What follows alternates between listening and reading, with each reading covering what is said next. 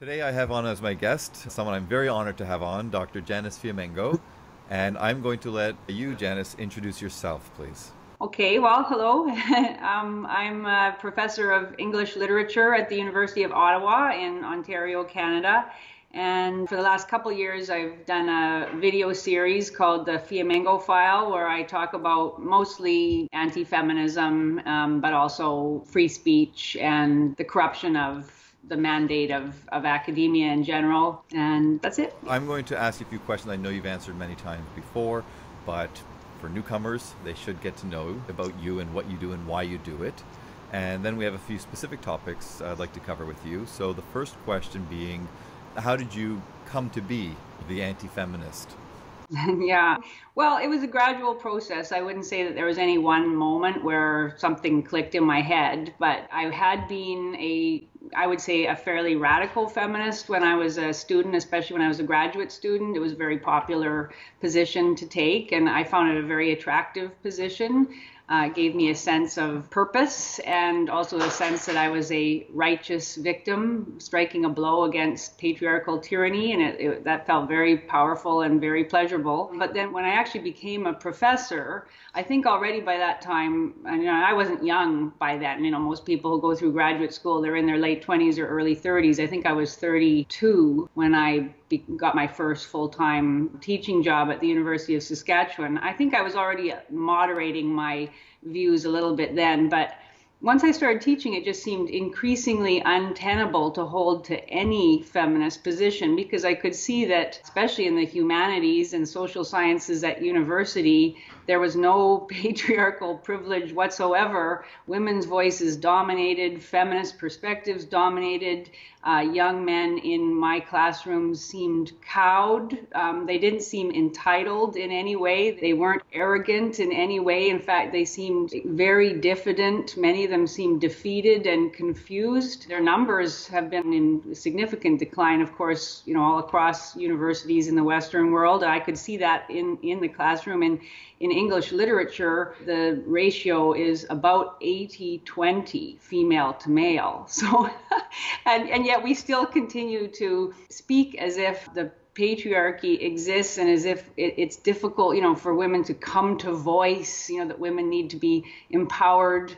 We still have courses on women in literature or women and literature. Most professors teach from an explicitly feminist perspective, as if that's the only kind of common sense perspective that there is. We talk a lot about the need to make the classroom a safe space for women. We have many programs to combat the objectification of women or culture of sexual violence against women at university in general. Men are still shamed. Men are encouraged to examine their toxic masculinity, etc. And it just all came to seem to me more and more unreal and more damaging to young men. And I started to think what it must be like to sit there day after day, month after month, year after year, hearing about how your sex is responsible for everything that's terrible in the world, never being told that your sex is responsible for things that are good in the world, and hearing about how women, have to be supported, how they have to step back, they have to shoulder the burden of the sins of their fathers, supposedly, and now step back and let women take over the reins of power, since women are going to do so much better. And when women run the world, there will be no more war, and there will be no more sexual harassment, and there will be just general collective good. So I just gradually came to see it as more and more ridiculous and damaging. And then it was just a few years ago, really, I think probably the moment was when I saw the protest at the University of Toronto. You probably remember this. It was one of the first events that the Canadian Association for Equality held with Warren Farrell in the fall of 2012, if I'm remembering correctly.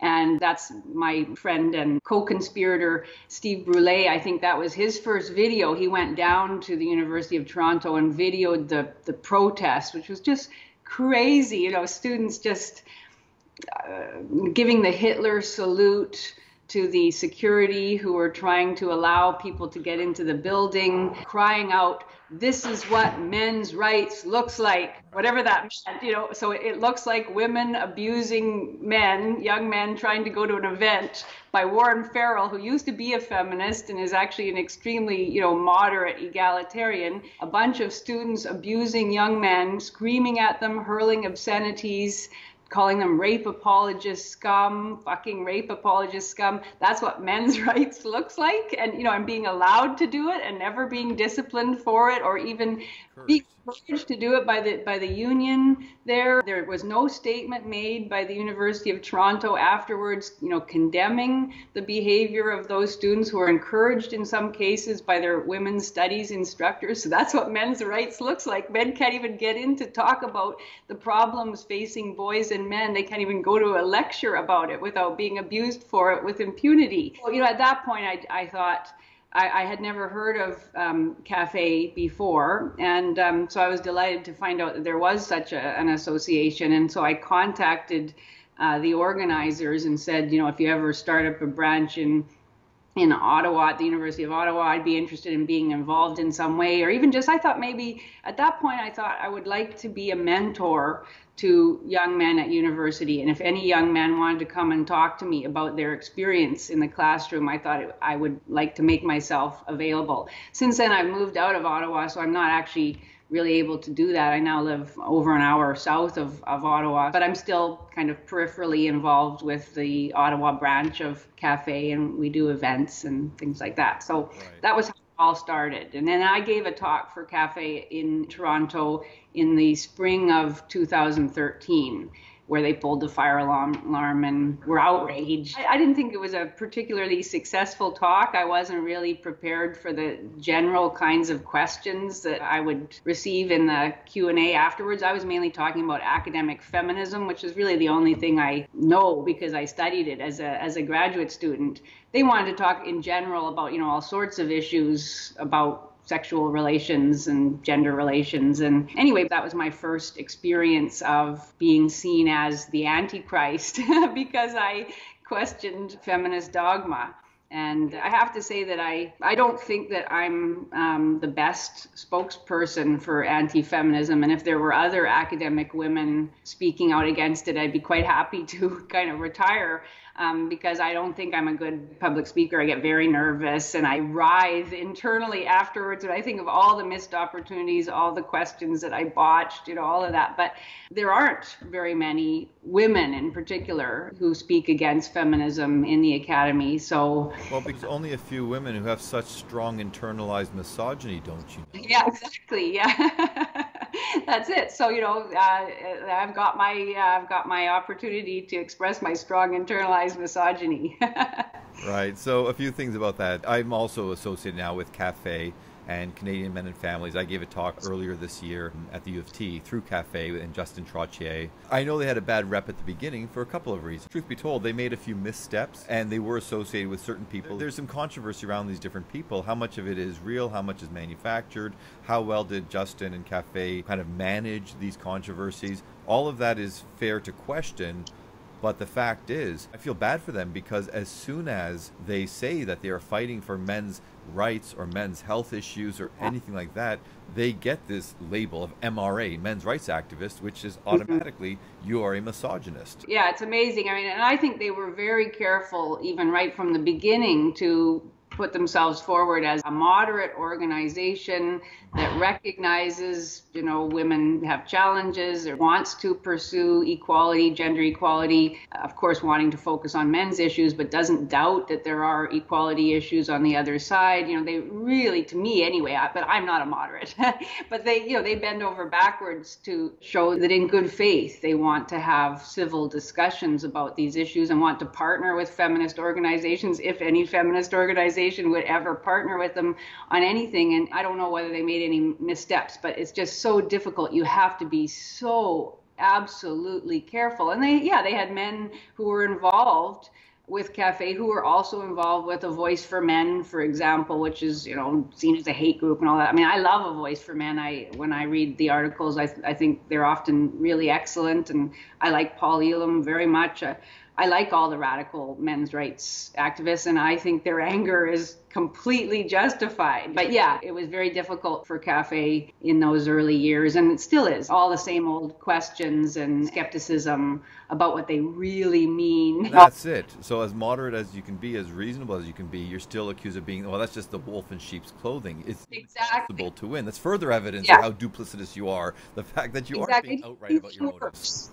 Yeah, I think it's even worse in a way, that then it seems that feminist antagonists and are even more angry because they see that the moderate stance is hypocritical, that it's hiding this ulterior agenda. And I did a podcast before with the other founder of Canadian Men and Families. He's the one who actually introduced me to Cafe and Canadian Men and Families. Mm-hmm. I had him on my audio podcast earlier this year or last year, and all I'm trying to do is to show people, look, you don't have to agree with everything they say. You don't have to like what they have to say, but have an open mind, give them the benefit of the doubt. And if you do see things that do look questionable or suspicious, or you think that they're presenting false statistics, then call them out on it.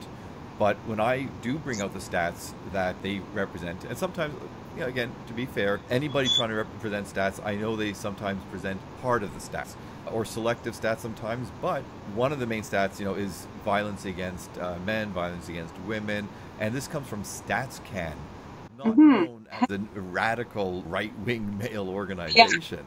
Yeah, exactly. Right, and I bring this up with my students, with my friends, colleagues, and they don't want to hear it because it just goes so far against the narrative or the accepted narrative.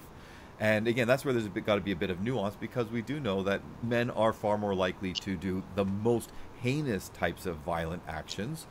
But then people don't want to hear that, well, the StatsCan itself shows that women are more likely to hit, bite, throw things, and so on. And a lot of times men are acting in defense. And of course, Karen Strawn, who I had on my podcast earlier this year, I think she was my first or second guest, she can cite these stories and stats off the top of her head.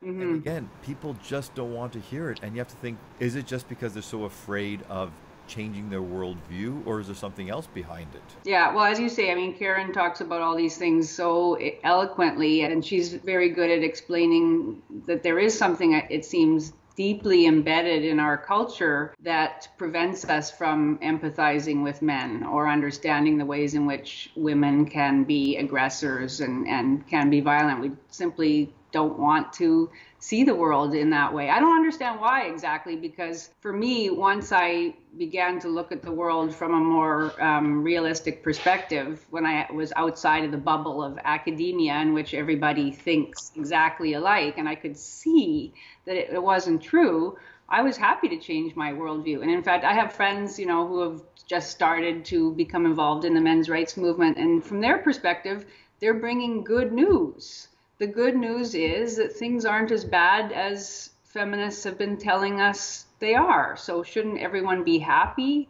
to see that in fact relations between men and women are not an example of patriarchal tyranny in which women are being held under men's thumb. In fact, studies show that women are doing very well economically, in terms of higher education, in terms of skills acquisition. There's a study out of MIT from a couple of years ago by researchers David O'Toole, I think, and Melanie Wasserman, that tracked men and women born after, I can't remember the exact year, but something like 1971. And, women are more likely to get a university degree. They're more likely to go on to graduate school.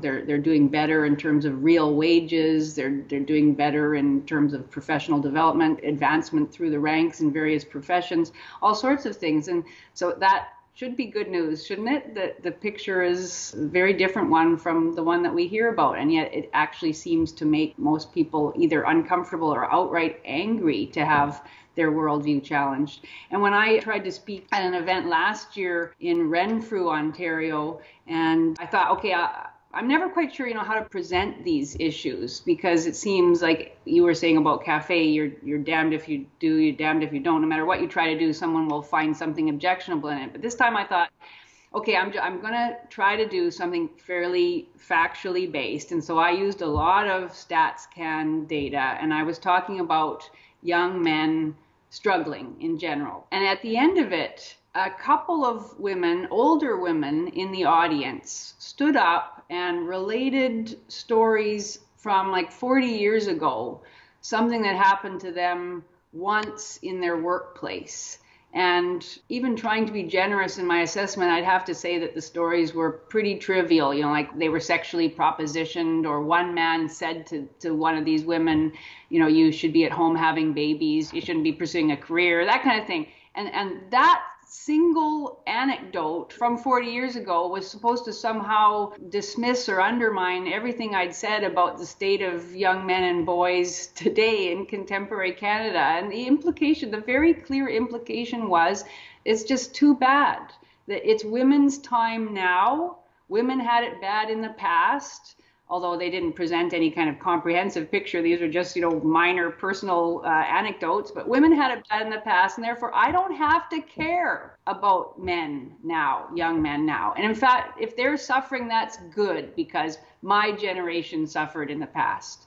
And people like Karen Strawn and others have actually shown that the picture of the past, too, is much, much more complex than we imagine it to be. And if you look at even sort of straightforward feminist issues such as the suffrage movement, women's struggle to gain the franchise, even that is way more complicated than most people know. In Canada, most men who went and fought in World War I didn't have the right to vote, or not most, but a very significant number of men. There were property and economic qualifications that men had to have the right to vote. So it was never this picture of all men who had these privileges for centuries and women having none at all. But yet we have that picture that the past has been that story of men dominating, men having privileges. And so I think many people do now feel a sense that history should operate on the principle of revenge, and that it's okay for men to suffer now, and that if they do, that's perfectly fine.